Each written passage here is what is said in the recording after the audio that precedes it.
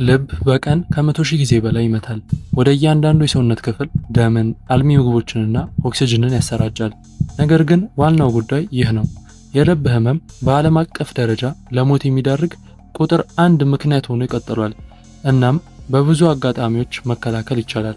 መልካሙ ዜና ልብን ለመጠበቅ በጣም ኃይለኛ ከሆኑ መሳሪያዎች ውስጥ አንዱ የዕለት ተዕለት አመጋገቦ ነው።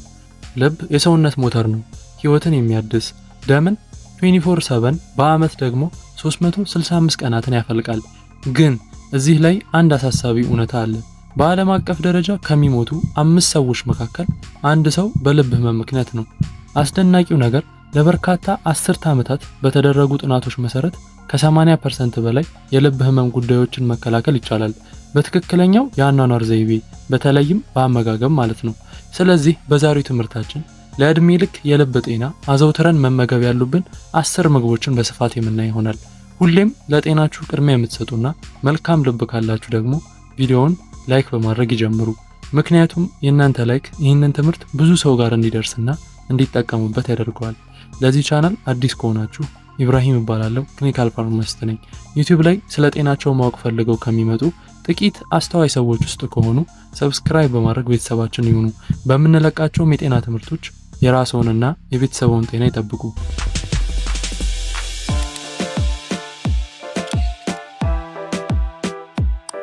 አንደኛ ቤሪ፣ ለምሳሌ እንደ ብሉቤሪ፣ እንጆሪ፣ ብላክቤሪ ያሉ የቤሪ ፍሬዎች አንቲኦሲያኒንስ በሚባል ኃይለኛ አንቲኦክሲዳንት የበለጸጉ ናቸው።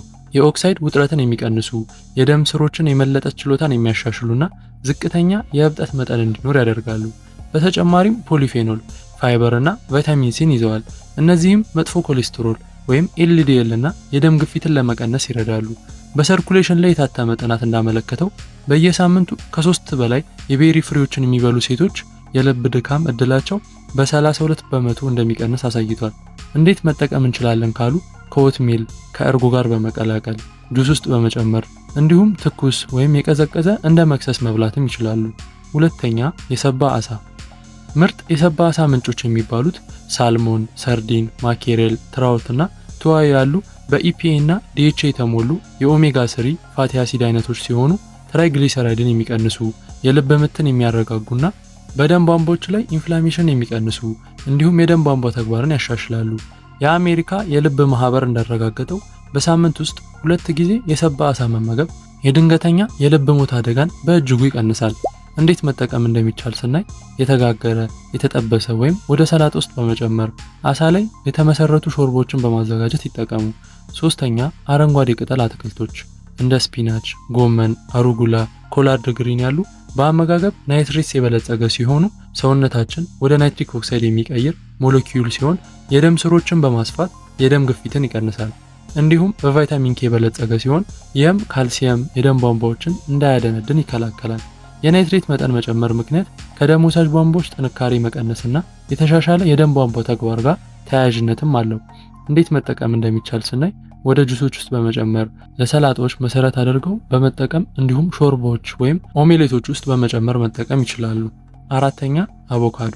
አቮካዶ በሞኖ አንሳቹሬትድ ፋት የተሞላ ሲሆን ይህም ከወይራ ዘይት ጋር ተመሳሳይ ያደርገዋል።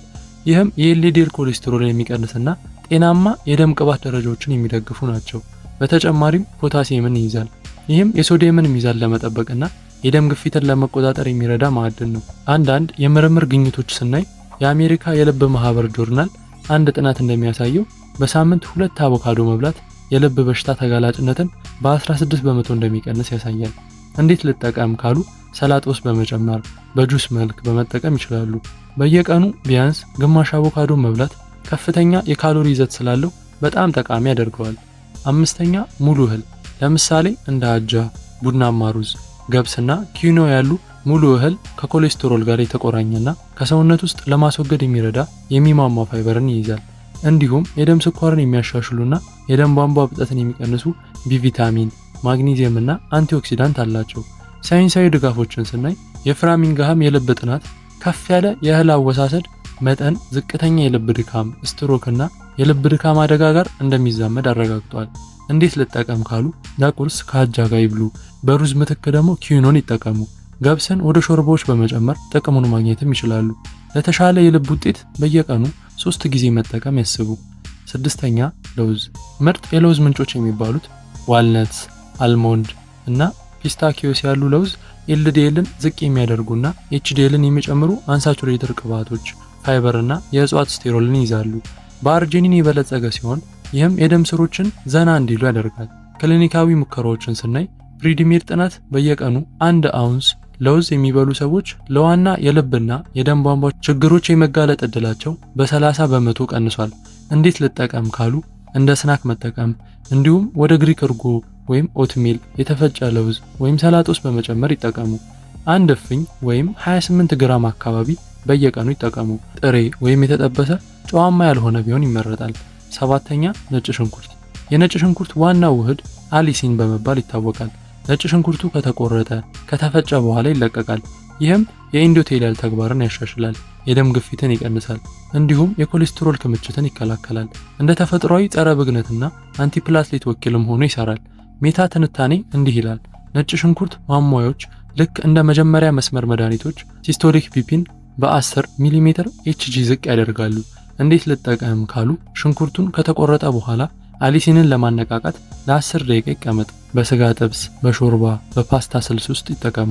በየቀኑ ከ1 እስከ 2 ፍሬም ይጠቀሙ። ስምንተኛ የወይራ ዘይት። የወይራ ዘይት ከፍተኛ የኦሊክ አሲድ፣ ሞኖአንሳቹሬትድ ፋት እና ፖሊፌኖል የደም ግፊትን የሚቀንሱና የኤችዲኤል ተግባር የሚያሻሽሉ ናቸው። የፕሪዲሜር ትልቅ ጥናት እንደሚያሳየው በቀን 4 የሾርባ ማንኪያ የሚወስዱ ሰዎች የልብ ድካምና የስትሮክ ስጋትን በ30% እንደቀነሰላቸው ያሳያል። እንዴት ልጠቀመው ካሉ በሰላጣዎች ውስጥ በመክተት ለዝቅተኛ ሙቀት ማብሰል፣ በሙሉ የእህል ዳቦ መጠቀም ይችላሉ። ለከፍተኛ ጥቅም ጥሬ ወይም ዝቅተኛ ሙቀትን ይጠቀሙ። በቀን ከ1 እስከ 2 የሾርባ ማንኪያ ተስማሚ ነው። ዘጠነኛ ቲማቲም። ቲማቲሞች ሊኮፔን አንቲኦክሲዳንት በውስጡ ይይዟል። ይህም ኦክሲዴቲቭ ስትረስን ወይም የኦክሳይድ ውጥረትን ይቀንሳል፣ ኤልዲኤልን ይቀንሳል፣ እንዲሁም ቫስኩላር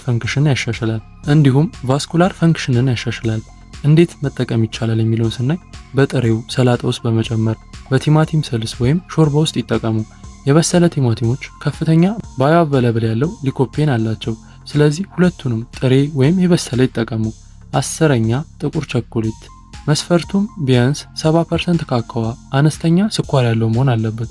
ጥቅሙም ፍላቮኖይል በጥቁር ቸኮሌት ውስጥ ያለው የደም ፍሰትን ያሻሽላል፣ የደም ግፊትን ይቀንሳል፣ እናም ከኦክሳይድ ጉዳት ይከላከላል። ከሃርቫርድ የወጡ መረጃዎች እንደሚያሳዩት መጠነኛ ጥቁር ቸኮሌት መጠቀም ከልብ ድካምና ከስትሮክ አደጋ የመቀነሱ አጋጣሚ ጋር የተያያዘ ነው ይላል። እንዴት ልጠቀመው ካሉ ሙሉውን ባር ሳይሆን 1 ወይም 2 ትናንሽ ስኩዌሮችን በሳምንት ጥቂት ጊዜ ብሉ። የኮኮዋ ዱቄት በጁስ ወይም በኦትሜል ላይ በመጨመርም ይጠቀሙ። ነገር ግን የወተት ቸኮሌትን ያስወግዱ። ከአመጋገብ ጋር ለማጣመር ብዙ ውሃ መጠጣትን አይርሱ። በየቀኑ ከ30 እስከ 60 ደቂቆች በእግር ይራመዱ። ኮርቲሶልን ዝቅ ለማድረግ ጥልቅ መተንፈስ ወይም ማሰላሰልን ይለማመዱ። ትራንስፋቶችን፣ ማጨስንና ከመጠን በላይ አልኮልን ያስወግዱ።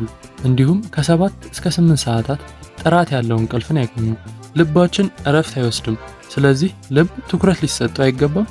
በዕለት ተዕለት አመጋገቦ ላይ ትክክለኛ የሆኑ ምግቦችን በማከል የደም ቧንቧዎችን መደገፍ፣ እብጠትን መቀነስና ለልቦ በእውነት ለመልማት የሚያስፈልገውን ነገር መስጠት ይችላሉ። ይህ ስለ አመጋገብ ብቻ አይደለም፣ ለዓመታት ለጤና ህይወት ኢንቨስት ማድረግ እንጂ። ይህ ቪዲዮ ጠቃሚ ሆኖ ካገኙት ሰብስክራይብ ማድረጎን አይርሱ። ሌላው ለእድሜ ልክ የአይን ጤና አዘውትረን መመገብ ያሉብን 4 ምግቦችን ማወቅ ከፈለጉ ቪዲዮውን እዚህ ጋር ያገኙታል፣ እንዳያመልጣችሁ።